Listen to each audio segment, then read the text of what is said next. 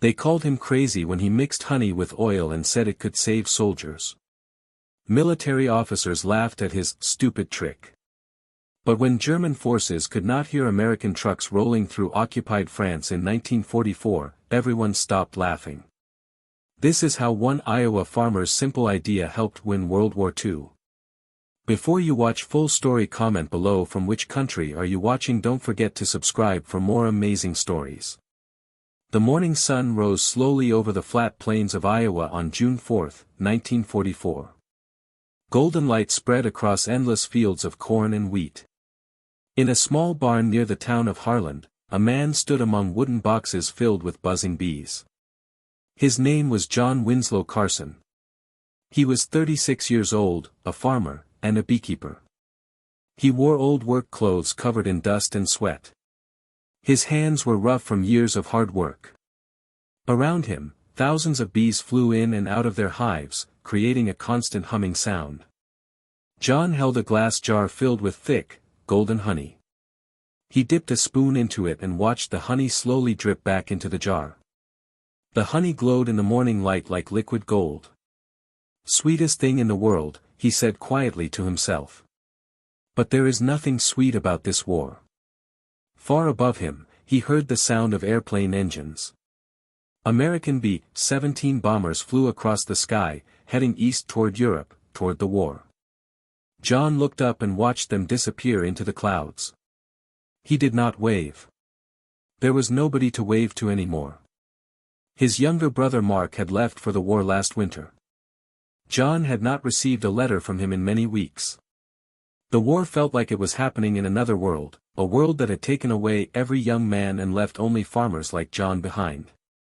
John was about to go back to work when he heard a different sound. A truck was coming down the dirt road toward his farm. It was painted olive green with white stars on the sides. United States Army. A soldier stepped out of the truck carrying papers on a clipboard. He looked at John and asked, "Are you John Carson?" "That's me," John answered carefully. "You're on the list," the soldier said. "We're taking honey for the army. The papers say you have 350 hives. Is that correct?"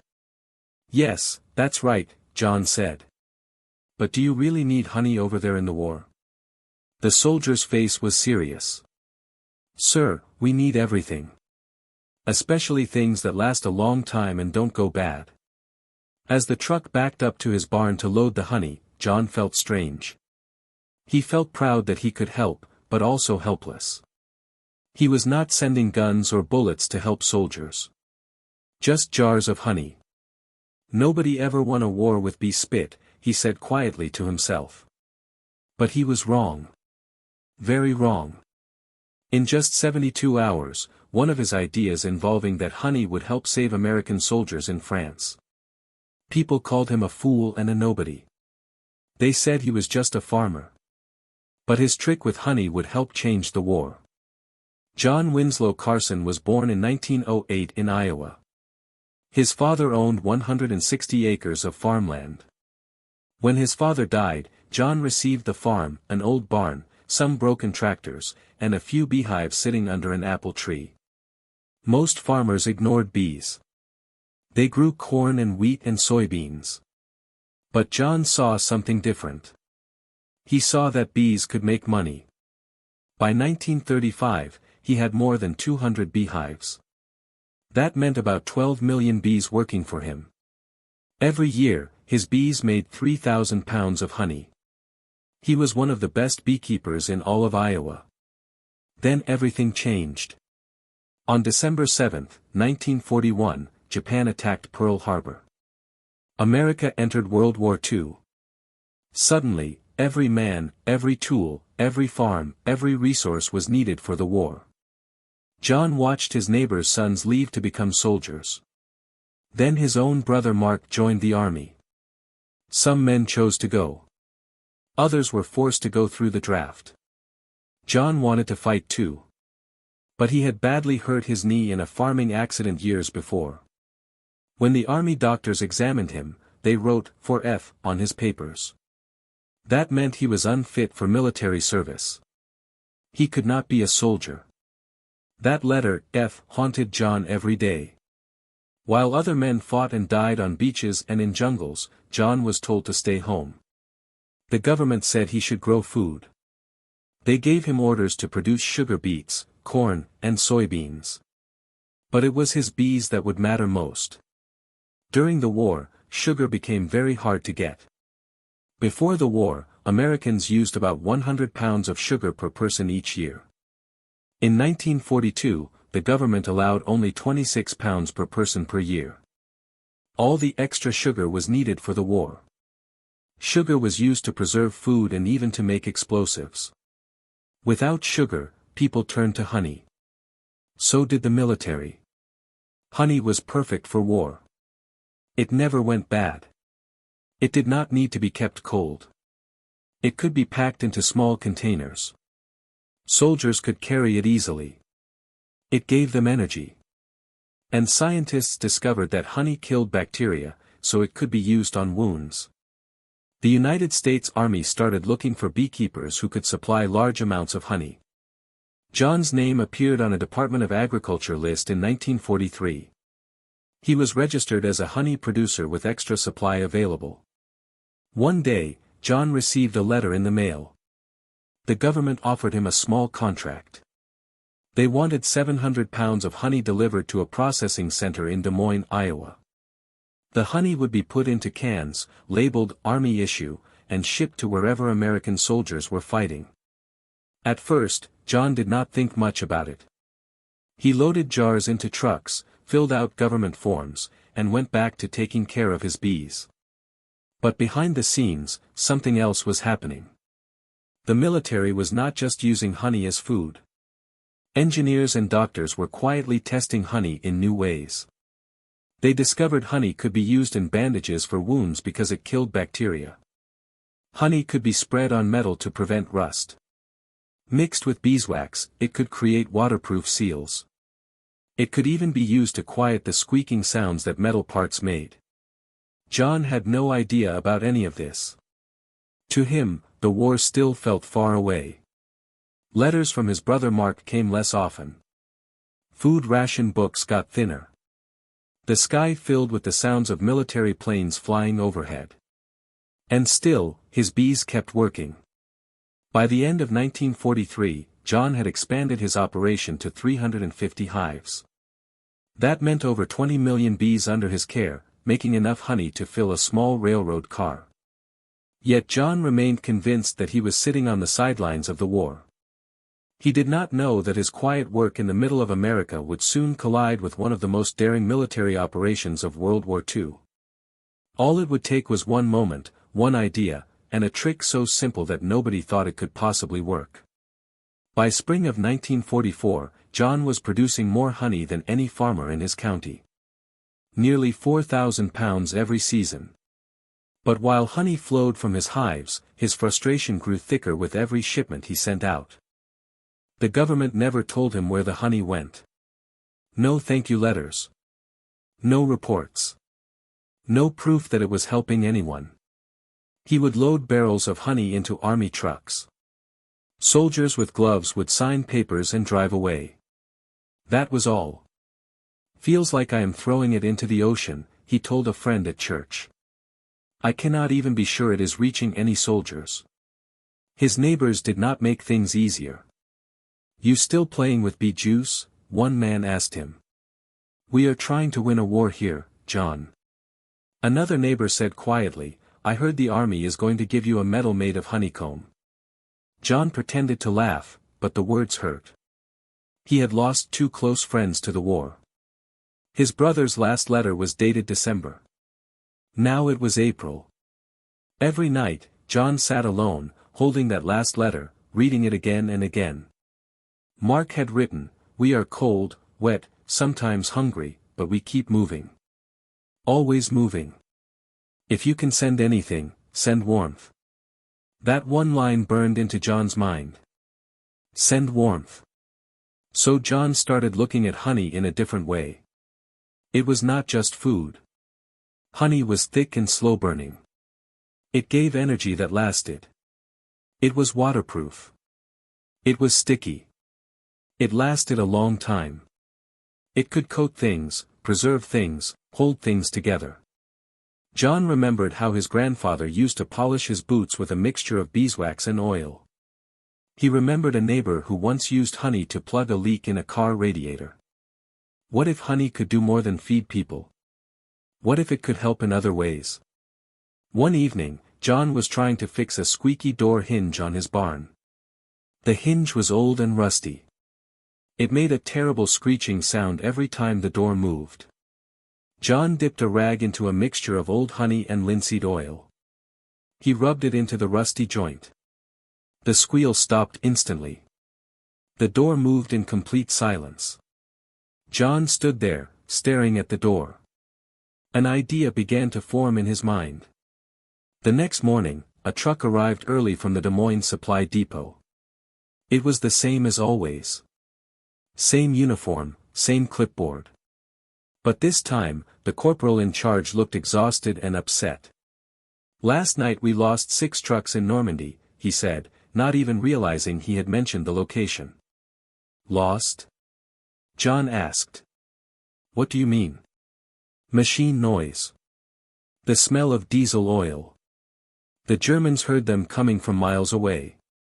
We cannot sneak up on them when our trucks sound like screaming coffins and smell like fuel." Something clicked in John's brain. He leaned forward. "I have got something." The corporal gave him a blank look. "What?" "I mean, I have got a compound. I made it myself. It stops squeaks. It covers smells. It is just honey, beeswax, and linseed oil." The corporal stared at him. "You want us to put bee spit on army trucks?" John did not back down. "It might save 6 trucks next time." The corporal laughed hard. "Are you serious?" "Dead serious." John expected to be laughed at again. But instead, the corporal paused. Then he said, "Fine. Give me 1 crate. I will take it to the boys at Fort Riley and see what they say." That night, John could not sleep. His mind raced with possibilities. Days passed. Then weeks. No word came back. John went back to his hives, watching bees dance in the air above the wooden frames. Everything about bees was silent and precise. No waste. No mistakes. Just perfect function. John thought about how bees coat their hives with a substance called propolis. They use it to seal cracks, to reduce vibration, to hide their presence from predators. "Those little insects have been doing stealth for millions of years," John muttered to himself. "Long before we figured it out." Then, on May 12, a black military car pulled into his yard. 2 men stepped out. One wore a medic's armband. The other was dressed in a logistics uniform. No fancy badges, just brown coats and serious faces. "We heard you have been mixing some things," the man in the coat said. John nodded. "We ran a field test," the other man added. "We coated 3 trucks with your compound. We put it on the axles, doors, and exhaust hoods." John could barely breathe. "And?" "They ran silent. Smelled like a bakery, but they were quiet. The Germans did not hear them until our trucks were already behind the ridge line." The man handed John an official paper. "Effective immediately, you are authorized to produce 100 gallons of compound per month. Code name, Sweet Silence." John blinked. "Excuse me?" "Sweet Silence," the officer repeated. "Welcome to the war, Mr. Carson." In that moment, the bees buzzing outside did not sound like bees anymore. They sounded like drums of victory. John had just crossed an invisible line. He was no longer just a farmer. He was now part of the war effort. And nobody, not even John himself, understood yet just how far this simple idea was about to go. By late May of 1944, John Winslow Carson was no longer just shipping honey. He was making war compound, 1 barrel at a time. His workshop, once a quiet shed for storing bee equipment in winter, had transformed into a production line. Large buckets of raw honey stood beside pots of melted beeswax and drums of linseed oil. The air inside was thick and sweet, almost sickening. Every surface was sticky. Flies buzzed at the windows like prisoners trying to escape. John did not care. He had orders to fill. Each week, a military truck came from Fort Riley, Kansas, to collect the compound. Now it was labeled SSC-7, which stood for Sweet Silence Compound Number 7. The containers had no other markings. Nobody in the military told John where it went or how it was being used. But in the second week of June, he got a clue. A letter arrived. It was not from his brother Mark. It was from a Sergeant Benjamin Gentry, 59th Logistics Division, European Theater of Operations. The letter was handwritten and short. Your stuff works. Coded 5 vehicles last week. Germans did not hear us coming. Got the drop on them outside Corentin. 2 enemy trucks destroyed. 0 American casualties. Smelled like Christmas. Keep it coming. John read the note twice, then folded it carefully and placed it inside a mason jar on his shelf. It was like a medal made of words. Still, he had questions. Would this really hold up? Could honey actually make a difference in a war? Or was this just one lucky moment? The kind of story soldiers tell before real trouble starts. John started experimenting with new formulas, adjusting the ratios of honey, wax, and oil. One morning, while applying a thicker batch to an old truck axle, he noticed something strange. The waxy layer not only stopped the squeaking sound, it also dampened vibration. It did not just muffle sound. It muffled detection. In World War II, entire columns of trucks could be located by special sensors that detected sound and vibration from far away. If trucks were quieter and vibrated less, they were much harder to find. John sent a note back through military channels. Compound now works as vibration dampener on metal surfaces. Try it under vehicle hoods, side doors, and exhaust seams. Also repels water. A week later, a typed reply came back. Tested your modifications on 8 Jeeps moving through hedgerows near St. Lo. Dampening reduced acoustic detection range by an estimated 25%. Excellent work. Authorization increased to 200 gallons per month. Prepared to ship to Port of Liverpool for pre-invasion outfitting. Liverpool. Invasion. Suddenly, the pieces clicked into place. John knew what was coming. Everyone did. The Allies were going to invade Fortress Europe. The question was when and where. But now John realized his compound was not just for small patrols. It was part of something much bigger. Something massive. On June 3, a courier truck arrived with crates and a set of instructions: prepare 10 barrels for transatlantic shipment. Label: Class A engineering materials. Destination: confidential. No insignia, no rank, just urgency.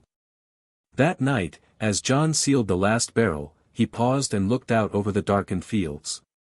His bees were silent in their hives. No wind. No stars visible. Just the low, heavy sound of thunder rolling in from the west.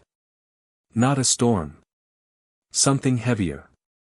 The kind of sound that stays in your bones. John did not know it yet, but those barrels would land in Normandy within 10 days. And somewhere behind enemy lines, men would smear a farmer's honey compound on armored doors before rolling into the most dangerous roads in the war. What began as a barn experiment had just crossed the English Channel. Honey was going to the front lines. June 12, 1944. 6 days after D-Day. The coast of Normandy, France, was still a war zone.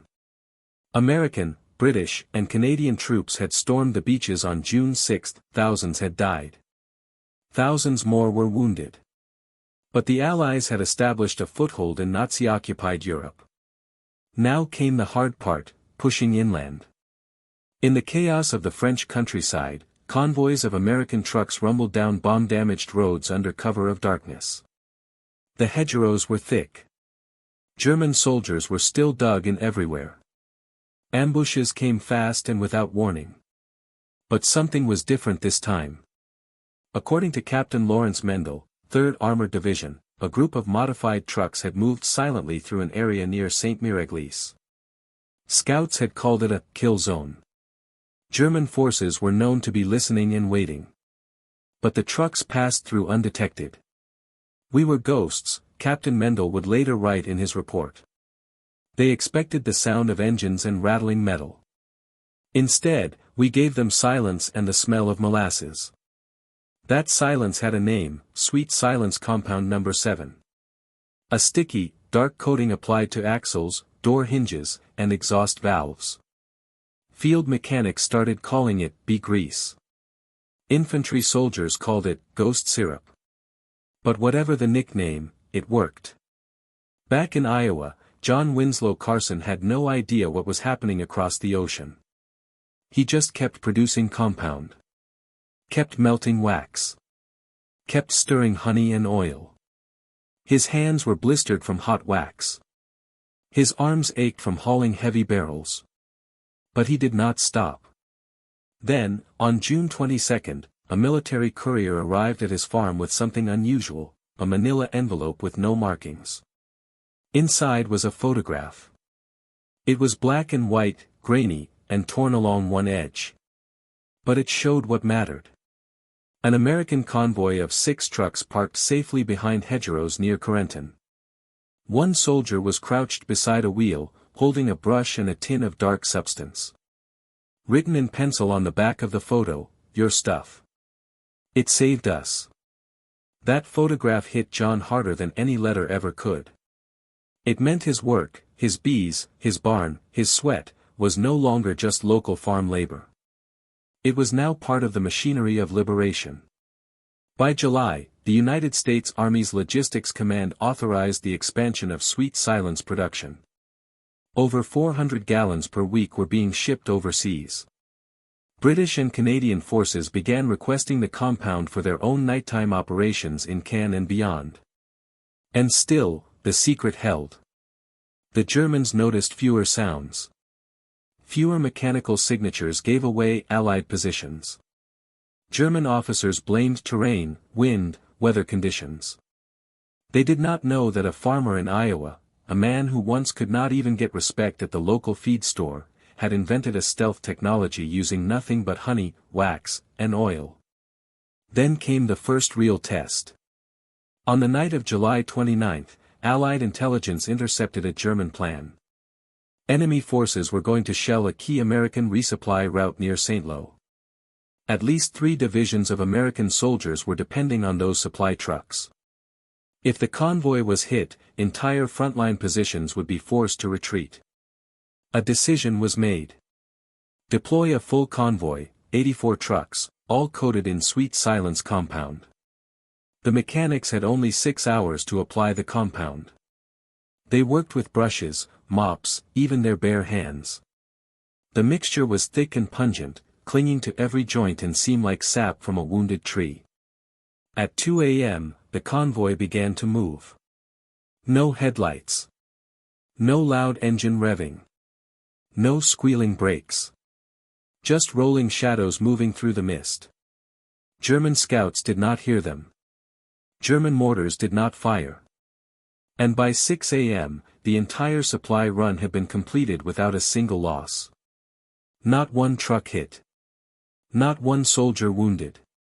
The after-action report was brief: Silence preserved operational secrecy. Recommend continued use of compound SSC-7 in all-night convoys. For the first time in the European theater, a logistics miracle had occurred, and nobody could explain it. But one man back in Iowa had an idea. Because that same morning, John received another package. This one was from his brother Mark. Inside was a worn field jacket that smelled of sweat and diesel. And a note. "Your honey got here before I did. Thank you, brother." John folded the note carefully. He held it against his chest and sat down on the wooden step outside his barn. He could smell the wax and oil in the air. But under it all, he could still smell the bees. And they smelled like hope. August 20th, 1944. The Falaise Gap, northern France. For weeks, Allied forces had been pushing German troops eastward across Normandy. What had started as a breakout from the beaches was now threatening to become a complete collapse of the German line.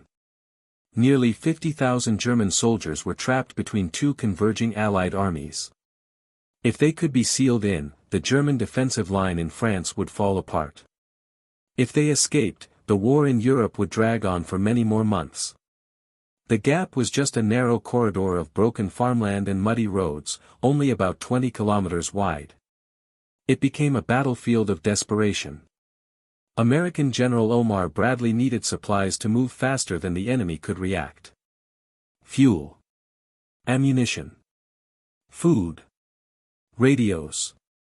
Medical supplies. Everything. This is where Convoy Echo 9 came in. 212 trucks.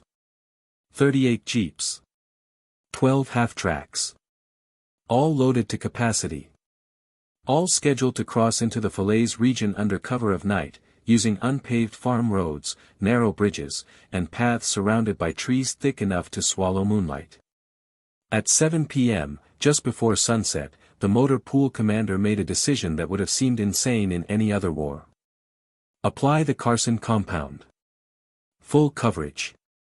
36 mechanics sprang into action. Barrels marked SSC-7 were rolled out from storage.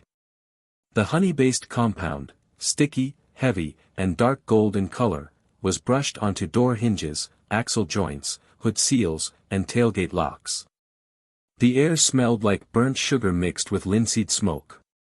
Inside one of the trucks sat Sergeant Mark Carson, 1st Armored Division. John's brother. Mark had no idea that the compound being painted onto his truck came from the same hands that had helped raise him back on the farm in Iowa. He only knew what the officer told him. These trucks do not squeak. Do not reek. You roll silent. You get there alive. By 10:30 p.m., the convoy was ready. Engines turned over with soft purrs. No loud revving. No clanking gear changes. Just smooth motion. The darkness was absolute. No moon. Heavy clouds. Thick fog. Headlights were banned. Radio silence was enforced. Only the faint stars, barely visible through the haze, witnessed the rout. As the convoy moved forward, it passed within 1,000 meters, just over half a mile, of a German mortar unit hidden in the hedgerows near the town of Trun. Scouts would later confirm that the Germans never reacted. No shells were fired. No spotlights were triggered. They simply did not know the Americans were there. But silence was not invincibility. 10 miles into the route, as the trucks crossed a makeshift wooden bridge over the Dives River, a German reconnaissance patrol spotted movement. One flare went up. White light, then red. Then came the gunfire. The convoy split. Half the trucks pushed forward at full speed. The rest peeled off into a ravine below the ridge, trying to outflank the attackers. Inside one of the lead vehicles, Sergeant Mark Carson manned a Browning .30 caliber machine gun. He shouted over the radio, "They see us now. Move! Move!" But the surprise advantage had bought precious seconds. Because the first 5 minutes of silence had gotten them farther than expected, just far enough to bypass the worst of the German kill zone. German artillery shells screamed overhead, but they struck only the tail end of the formation.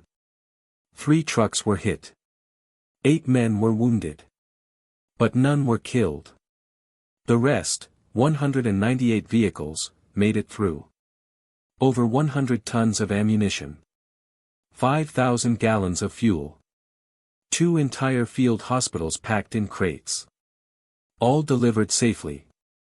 They arrived just in time to reinforce the Canadian First Army, who slammed the doors shut on the Falaise Gap the following morning. Tens of thousands of German soldiers were captured. The German line in France collapsed. That night, exhausted American soldiers set up medical tents and reloaded artillery in silence. Someone lit a cigarette. A medic beside him said, "Careful. This whole place smells like a sugar field. You will catch fire." They laughed. It was the first real laugh in days. The name, Carson Compound, began circulating in official military reports. Even General George S. Patton mentioned it during a command briefing: "Whatever voodoo they are putting on those trucks, keep doing it." But the real moment came not from a general, but from a letter. A week later, back in Iowa, John Carson received a battered envelope with foreign stamps. Inside was a torn piece of canvas from a military tent and a note scribbled in pencil. "They used your stuff on our truck. We rolled quiet, even under fire. I shot back and lived. Some didn't, but most of us made it. Your brother, Mark." John stood in his kitchen for nearly an hour, staring at the note. He did not cry. He did not shout. He just nodded slowly. Then he walked outside to the hives. He opened one carefully and whispered, "You did good, girls. You did real good."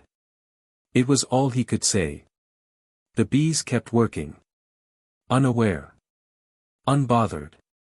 Just doing what they always did. Sealing. Protecting. Building. Just like John had done. Just like his compound had done. A sweet, sticky silence that had carried men through death and into one more dawn. The war did not end in Normandy. It roared eastward across France, into Belgium, through the frozen forests of the Ardennes, and finally into the shattered streets of Berlin. But for John Winslow Carson, his war, the part that belonged to him, ended on a quiet September morning in 1944. The truck stopped coming. No letter. No explanation. Just silence. The barrels of compound were stacked and ready. But the army never returned to collect them. John did not ask questions. He did not have to. He knew what it meant. His job was done. By the winter of 1944, Allied forces had broken through the German defensive lines. Logistics had shifted. New compounds and technologies were being developed in government laboratories with budgets 1,000 times larger than what John had. There was no more need for a beekeeper's trick. But that did not mean it had not mattered. In a post-war report published by the United States Army Quartermaster Corps, buried between statistics about truck tires and engine oil, there is one line that reads: "Temporary vehicle coating designated SSC-7 demonstrated minor but measurable improvement in stealth movement under limited field conditions." Source: Civilian Supplier, Iowa. No medal. No citation. Just one sentence in a government document that almost nobody would ever read. But that was fine with John. He had never done it for glory. In the spring of 1945, as victory celebrations filled American cities with ticker tape parades and marching bands, John returned to what he had always done. He repaired his tractors. He repainted the barn. He split his beehives in preparation for a heavy clover bloom. And when Mark finally came home, thinner, quieter, with shadows behind his eyes, they said almost nothing about the war. They just sat on the porch, drinking coffee, watching the bees.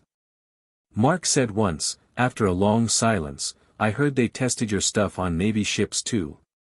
John smirked. "Well, hell. Maybe I sank a German U-boat without even knowing it." They both laughed. For real this time. Years passed. The compound was never made again. The formula lived only in John's head, a mixture of instinct, trial and error, and the smell of Iowa summers. In 1953, a government inspector visited John's property during a census survey of agricultural producers. At the end of a long form, the inspector asked, "Did your operation contribute to the war effort?" John paused for a moment. "In a way," he said quietly. "I kept some folks alive." The inspector blinked. You grew food? No, John answered. I made them harder to hear. The inspector did not write that down. By the 1960s, the barn was falling in on itself. The compound barrels had rusted and were empty. But the bees still worked.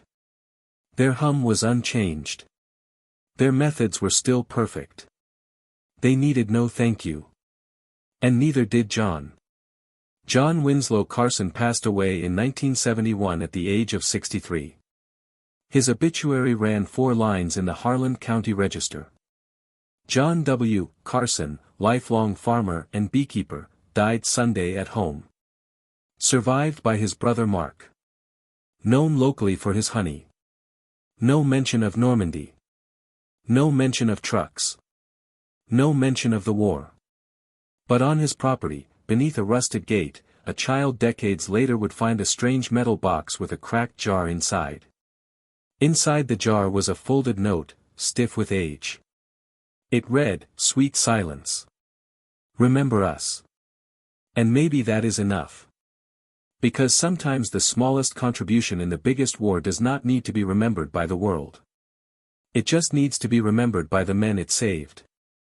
It is easy to think that history is made only by generals and tanks, by grand strategies, famous speeches, and battles with names carved into monuments. But sometimes history is made by something much humbler. By a man alone in a barn. By a swarm of bees. By a sticky golden substance that was never meant for war. John Carson never stormed a beach. He never fired a shot. He never wore a uniform. But his honey, his so-called stupid trick, rolled through the mud of Normandy. It crossed bridges under enemy fire. It clung to the axles of trucks carrying wounded boys home. And it did something that almost nothing else in war ever does. It saved lives without taking any. There is something deeply American, deeply human, in that idea. That in the middle of the deadliest conflict the world had ever seen, one man, using the most ancient and natural resource on earth, could tip the balance. Not with violence. But with ingenuity. A jar of honey became a weapon of silence. And for just a moment, silence was victory. So maybe it is worth asking, how many other small contributions have we forgotten? How many wars were shifted not by bullets, but by ideas? And here is a question for you, what is the most unexpected way you have ever seen someone make a difference? Because sometimes, the sweetest part of history is the part we almost missed.